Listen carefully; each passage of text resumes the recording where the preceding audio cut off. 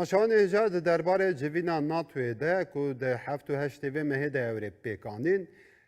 میوانداری احمد گلابی داره شروفکار سیاسی لفرانسا کریه که احمد اون خیر هاتن بولتن نامه امجاره کدین کیف خوشن و ده اکران کانال 8 داد دبینن روز باش و سپاس دکم. بله اکو ترکیه وکه انیا داویه یانجی یک جه مرتال ناتوی لهمبر روشلاتا ناوین و بالکانان تیدیتن لگوری ناتوی لگوری و چه بویه سدم کن نها ناتو به جاره لانقره به جوینه پیک بینه کرم که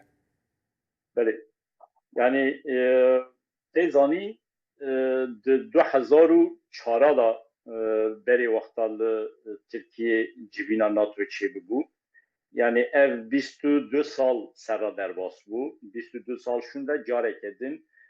civîna NATO'yê li Tirkiye çê dibe û tê zanîn ku NATO civînên xwe her salê li welateke endamê NATOyê çê dike dema mirov lêbinê ve hineke rewşa Tirkiye zêdetir derdikeve pêş yani di nava 22 sala da ev cara dünya me civîn li Tirkiye çê dibe ji bo Tirkiye bi taybetî weke prestîjeke meriv dikarin bibînin yani Tirkiye dixwaze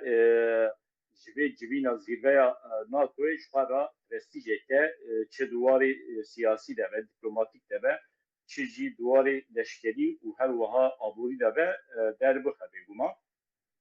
yani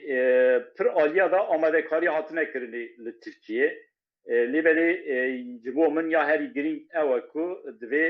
tiştê ku neyînî Tirkiye çêbûne em wan neke bînin ziman. Yani va nîzekê me hekiye bi taybetî ji bo amadekirina vê civîna NATOyê dewleta Tirk bi taybetî rêveberiya Tirkiye AKP ketiye nava hewzanan bi sedan kes hatine binçavkirin û bi taybetî li Enqerê pir der hatine qedexekirin ji bo mirovan û îro nûçeyeke me girt û xwendevanên zanîngehê jî nikarin di cihê xwe de bibînin dema ku civîna NATOyê di 7 mehê de dewam dike nikarin cihê xwe de bibînin û ji xwendevana hatine xwestin ku xwendevan ji cihê xwe derbikevin biçin derê din razê yani Türkiye'de aliyekî de xwe weke welateke girîng xwe artêşa xwe weke artêşeke girîng ya NATOyê dide diyarkirin di aliyê din de jî makyaja çê dike feqîriya xwe dixwaze bide veşartin antî demokratîkbûna xwe dixwaze bide veşartin lîberê dema vê jî dike kiryarên antî demokratîk bikartîne mixabin di pir bûyerê navneteweyî de Türkiye bir avay mirov dikare bêje tev digere û weke serî de jî min got rêveberiya Tirkiye AKP dixwaze vê civîna NATOyê ji xwe re weke bûyereke prestîjê bikarbîne. بله که احمد و بحثا گرنگیا و جوینه جبو ترکیه کر لی یعنی ترکیه دوین دمه ده که ناتو لی دجوه جبو ناتوی چقا گرنگه چونکه لی نافچه لی روشلاتا ناوین گله کی تبلی هوی هوا شر اوکراینای هه شر ایران و داوی هنه کی نرم بویا یعنی ناتو نها چه ترکیه دخوازه لگوری نری ناوه yani bilyara ku ev cidîn li Tirkiye çêbû ve bêguman bilyareke wilo em bêjin seranser nîne. Yani işte em bêjin rayedarê NATOyê bilyar girtinek bu civînê çêbikin ka em li kê derê çêbikin a Tirkiye welateke paş em biçin wê derê çêbikin nîne. Di vê demê de bi taybetî jeostratejîk giringiya jeostratejîk ya Tirkiye neketiye pêş. Yani serî da bi rewşa Sûriye ve girêdayî mirov dikare bibîne û dîsa şerê ku em bêjin li hember Îranê hatiye meşandin û hê jî mümkün e berdewam bike û ya din jî şerê Ukraynayê Rusya Ukraynayê yani Tirkiye bi taybetî weke endamê NATOyê divan her sê mijara da jî xwedî pozisyoneke hineke girîng e yani ji bo Sûriye pêwîst ne em careke dibînin ziman Tirkiye roleke çewaleyîst û dîsa ji bo Ukrayna jî Tirkiye bi taybetî di şerê Ukraynayê da şerê ku hê jî dewam dike navbera Rusya Ukraynayê da yani pozisyoneke navbenkadî girt ser xwe و dixwaze weke welateke em bê navbekar kar bike hewldana nîşan bike û her wiha weke endamê NATOye ji bo NATOyê bêguman ev girîngin û ya dijî şerê ku em bijin li hember Îranê hate meşandin hêjî mümkün e dewam bike yan jî wê bide wê bê sekinandin pozisyona Tirkiye girîng e sînordarê Îranê ye ji bo Amerîka bi taybetî ev girîng e û ya dijî yani Tirkiye hûn dizanin weke welatê NATOyê weke her wiha berendamê Yekîtiya Ewropayê di ciheke jeostratejîk ya hem girîng û hem jî xeter da ji bo bi taybetî welatên Yekîtiya Ewropayê de cih digre yani ji bo ku zêdetir em bêjin tel ji rojhilata navîn û her wiha ji aliyê Pakistanê Hindistan Efganistanê derbasê Avrupayê nebecî di vê aliyê de jî roleke ji bo Tirkiye hat derkeve pêş derketin û pêş wê zêdetir derbixin pêş ez bawer dikim di vê civîna ku niha li Tirkiyeyê de çêdibe ev mijar zêdetir wê derxin pêş. Gelek baş e Ahmed yani di demên bihûrî de me dît ku NATO welatên endamên NATOyê Yekîtiya Ewropayê bi taybetî yani welatên Rojava bi giştî ji rola Tirkiye nerazî bûn gelek cara rexne jî digirtin bi taybetî nêzîkatiya Tirkiye ji bo Rûsyê nêzîkatiya Tirkiye di şerê Îranê de yani to alîkariyekî welatên Rojava nekir Tirkiye bi eşkere jî got ku em di wî şerî de em bêalî ne û em alîkariya Rojava nakin yani bi vê civîna nû ya NATOyê re mirov dikare bêje ku ev ê Tirkiye zêdetir refên xwe bi NATOyê re qeyîmtir bike yani bikeve aliyê NATOyê de zêdetir. Bêguma yani dema ku civîn eger vê demê de li Tirkiye çêdibe yani bêguma bi taybetî Amerîka û welatên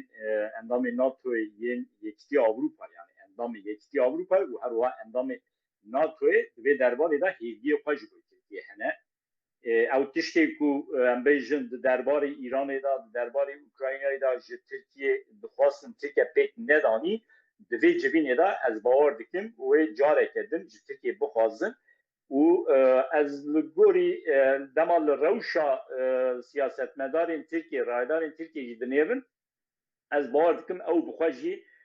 amade ne di vê civînê de wezîfeyeke zêdetir girîng weke endamê NATOyê bîjin serxwe lêbelê dewleta Tirk bi taybetî Recep Tayyip Erdogan yani ticaretê dikin di vê civînê de qasê ku ez dibînim dewleta Tirk bi taybetî dixwaze duwarê sanayiya leşkerî de çekê xwe derxe pêş yani bikeve pazara leşkerî welatê endamê NATOyê ji Tirkiye çekan bikirin bi taybetî dronan bikirin yani û her wiha di sanayiya leşkerî de di warê din de bi Tirkiye ve hevkarî bikin û Tirkiye bikin endamê pir hebatê din ku heya niha Tirkiye dixwast bibe endam nedikirine weke F-36 di vê derbarê de jî hêviyê Tirkiye hene yani di civîna NATOyê de aliyekî de Amerîka Yekîtiya Ewropayê tiştê ku dixwazin ji Tirkiye bigirin dixwazin wê hewl bidin ku bigirin di aliyê din de jî Tirkiye hesabê xwe çê dike yani di aliyekî de girîngiya xwe ya jeostratejîk dixwaze derxe pêş di aliyê din de jî duwarê leşkerî û her wiha duwarê aborî de jî dixwaze hin destkefiyan bi dest bixe. Belê. Ahmed niha pêvajo heye pêvajoya aştiyê li Tirkiye yani mirov dikare bêje ku hinekî Tirkiye ev ê bandoriyê li rewşa Tirkiye li NATOyê de yan jî Ewropayê bi giştî de bike yani ev pêvajo ku niha şer namîne ev ê şer dawî bibe li Tirkiye yani ev bandoriyekî çawa li peywendiyên Tirkiye bi Rojava re bike li gorî nêrîna we. Yani eger ev civîna NATOyê sê sal berê çêdiba bêguman dewleta Tirk bi taybetî wê qarta pirsgirêka Kurd jî daniye ser masê bi endamên NATOyê re vê mijarê jî guftûgo kiriba. Lêbelê weke tê zanîn van nîzîkê 2 sale pêvajoyeke Tirkiye dest pê kiriye ev pêvajo dimeşe ez tim dibêjim ev pêvajo li gorî daxwaza dewleta Tirk dimeşe li gorî daxwaza dewleta Tirk jî her ku diçe yani pêş dikeve. Ji ber vê yekê pir zêde ez hêvî nakim ku yani ez nafikirim ku دولتا ترک به تایبەتی قارتا پرسکرێکا کورد دەرخە سەر ماسێ ji endamên NATOyê vê derbarê de hin tişta bixwaze lêbirê yani bi taybetî derbarê PKK de tê zanî NATO hê jî PKK weke rêxistineke terorîst dibîne yani çendî jî PKK xwe fesih kiribe jî NATO hê PKK weke rêxistinekê terorîst dibîne vê derbarê de ji bo dewleta Tirk pir zêde tişteke girî nîne yani ji NATOyê wê nexwaze ku PKK ji ser lîstê derbike ji ber ku dewleta Tirk jî hê PKK weke rêxistineke terorîst dibîne lêbelê derbarê Rojava da ez bawer dikim yani bi awayeke fermî belkî dewleta Tirk vê mijarê negre guftûgû neke ama di dema ku ev civîn li Tirkiye li Enqereyê berdewam dike bi endamê NATOyê re vê derbarê de jî mümkün e hin tişt pêxwastin yani taybetî statûyeke em bêjin xweser ji bo Rojava bira neyê naskirin ji aliyê endamên NATOyê ve neyê destekkirin bi taybetî Tirkiye wê bixwaze ku siyaseta Tirkiye em bêjin planên Tirkiye derbarê Sûriyê de çi ne endamên NATOyê jî wê destek bikin ev bi awayeke fermî nebe jî ez bawer dikim bi awayeke en dîrekt dewleta Tirk ji endamên NATOyê wê bixwaze. Bele Ehmed Gulabî dere şirovekarê siyasî em gelek spas dikin ku we tevlî bultena me bûn û destxweşiyê li xandinê wê giring dikin. Dem baş.